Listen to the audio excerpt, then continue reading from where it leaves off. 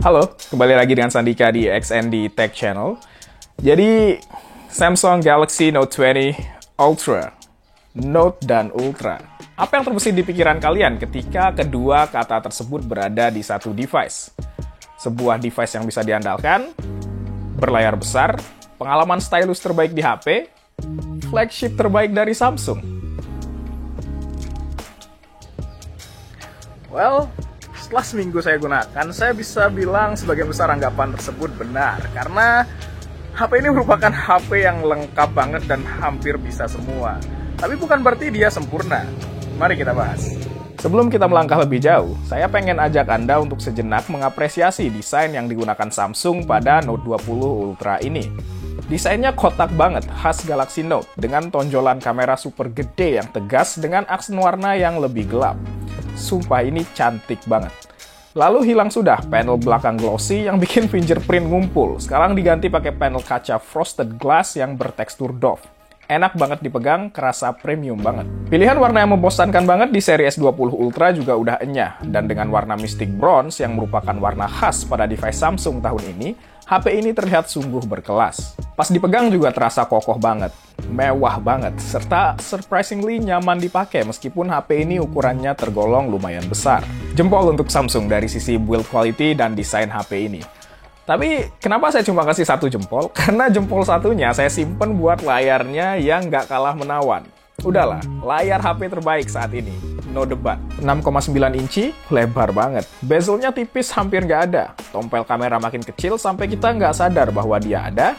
AMOLED pastinya. 1440p, support HDR10 Plus dengan refresh rate 120Hz, adaptif dengan reproduksi warna yang cakep banget. Ya, meskipun mode 120Hz-nya masih nggak bisa digunakan di resolusi tertinggi dan harus turunin ke 1080p.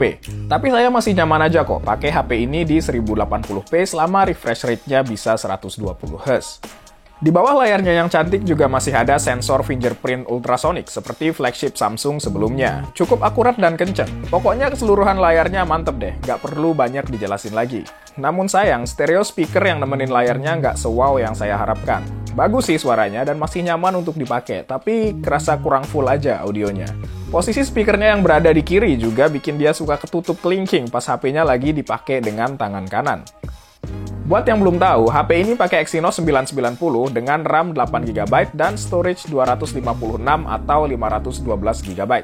Mungkin kalian pikir bentar, ini Exynos 990 yang kemarin throttling di Galaxy S20 series. Dan kalian benar, karena tahun ini, Galaxy Note menggunakan SoC yang sama dengan Galaxy S series. Padahal versi Snapdragon-nya di luar dapat SoC yang lebih powerful lagi, yaitu Snapdragon 865 Plus. Sebenarnya SoC ini kenceng, cukup banget buat sebagian orang dengan use case beragam. Namun jika kalian mulai pekerjakan SoC ini dengan berat dan dalam waktu yang lama kayak ngegame atau render video, dia mulai kepanasan dan harus nurunin performa atau throttling biar nggak overheat dan ngebakar dirinya. Dan penurunan performanya ini bisa dibilang lumayan signifikan, sampai hampir 20% berdasarkan skor tes 3D Mark yang saya lakukan. Dampaknya di penggunaan real gimana? Mungkin kalian tanya. Oke, gini.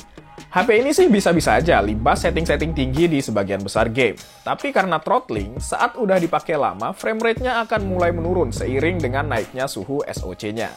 Dan dengan Exynos 990 ini, prediksi saya terhadap ketahanan baterai si Note 20 Ultra yang berukuran 4500 mAh ini lumayan akurat.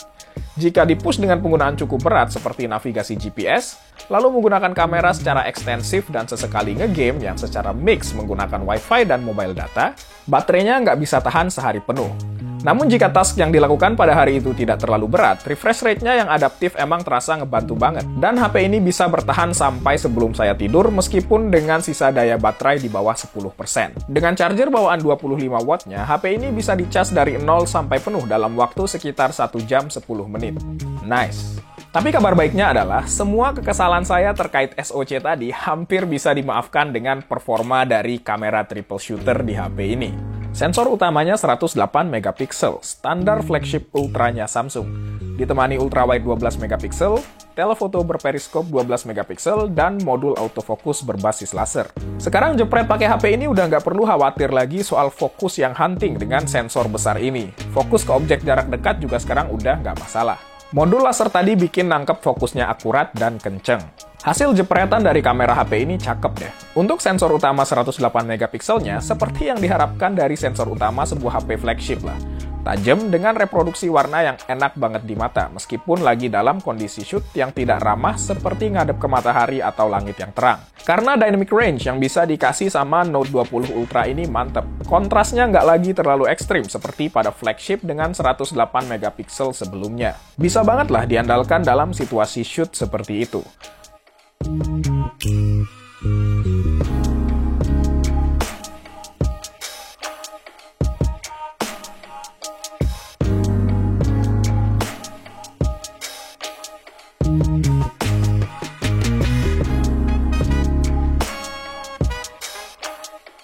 Mode full 108 megapiksel juga bisa dipakai buat yang butuh resolusi tertinggi buat nanti nge-crop gambarnya. Tapi kalau kalian mau jepret objek jauh, daripada nge-crop, mending langsung pakai lensa telefoto 5 kalinya HP ini.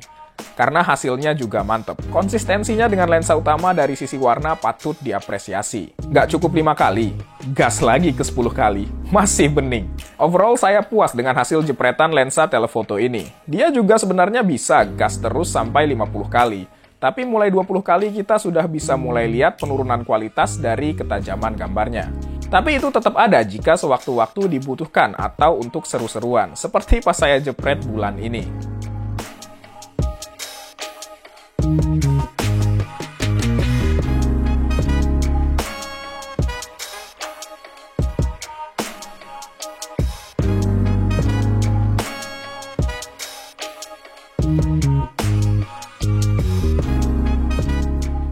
Fleksibilitas kamera HP ini disempurnakan dengan keberadaan lensa ultrawide yang hasil jepretannya, nih Anda lihat sendiri deh.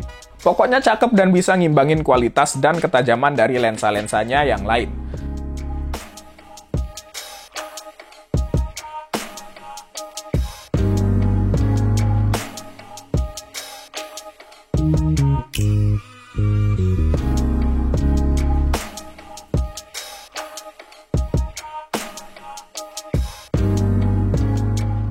Oh iya, tadi saya sempat bilang kalau dia bisa dipakai dalam kondisi tidak ramah kamera kan?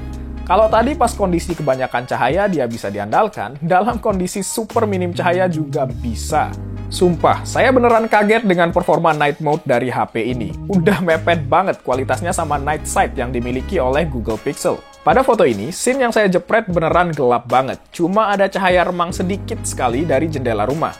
Tapi perhatiin, pas night mode-nya beraksi. Asli, nggak main-main ini night mode. Cakep!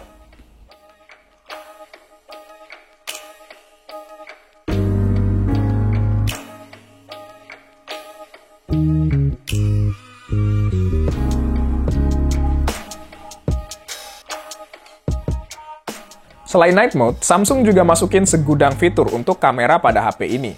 Video resolusi 8K misalnya, itu tetap ada. Nih sampelnya.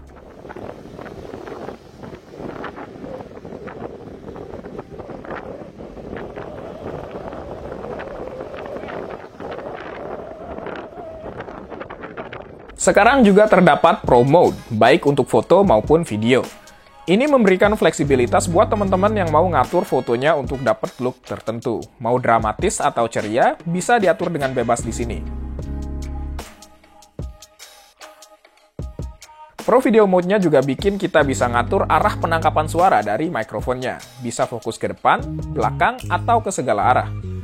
Kita juga bisa manfaatin perekaman suara melalui mikrofon dari device Bluetooth yang lagi terhubung ke HP-nya.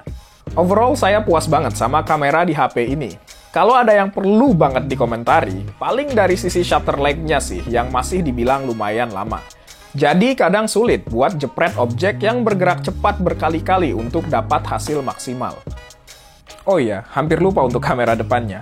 Hasilnya oke sih, selama dapat pencahayaan yang bagus. Dan surprisingly smoothing wajahnya nggak terlalu parah kali ini. Nice!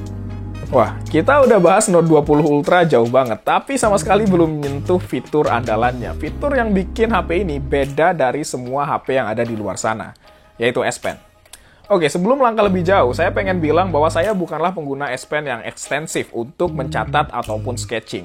Namun setelah nyobain secara langsung, saya jadi sadar bahwa S Pen ini lebih dari sekedar hal tersebut.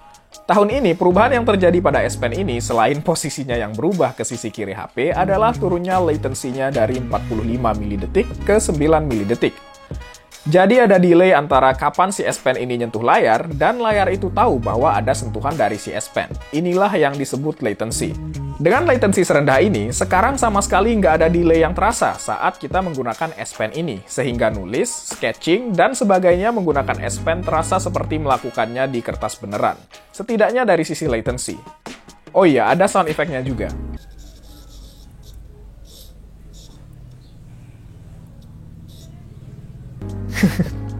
Keren sih, lumayan akurat untuk mensimulasikan suaranya kayak kita lagi bener-bener nulis di papan atau di kertas.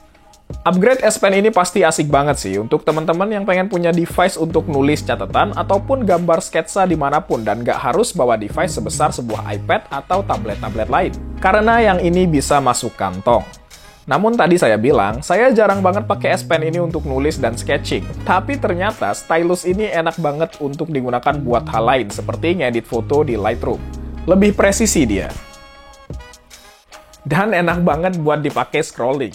Ya, scrolling. Entah scrolling timeline Twitter ataupun scrolling kolom komentar di YouTube. Karena feel-nya enak banget deh. Dan scrolling dengan satu tangan di HP segede ini nggak selalu nyaman. Jadi adanya S Pen ini bikin pengalamannya semakin asik buat scrolling. Dan kalau di sela-sela scrolling saya butuh untuk nandain suatu inspirasi, saya bisa dengan mudah melakukannya dengan Air Action. Ini salah satu fitur yang terkesan gimmicky sih, tapi ternyata cukup bermanfaat di situasi tertentu. Jenis Air Action ini banyak, dan tergantung aplikasinya juga. Salah satu pemanfaatannya adalah di aplikasi kamera. Kita bisa jadiin S Pen ini semacam remote untuk kameranya. Bisa ganti kamera, ganti mode, dan tentunya jepret groovy tanpa harus pakai timer dan nyentuh shutter di HP-nya. Tinggal pencet aja tombol di S Pen-nya. Semua fitur termasuk fitur flagship Samsung ada di HP ini, jelas. Dan itu banyak banget. Dan videonya bisa jadi lama banget kalau coba nge-cover semua.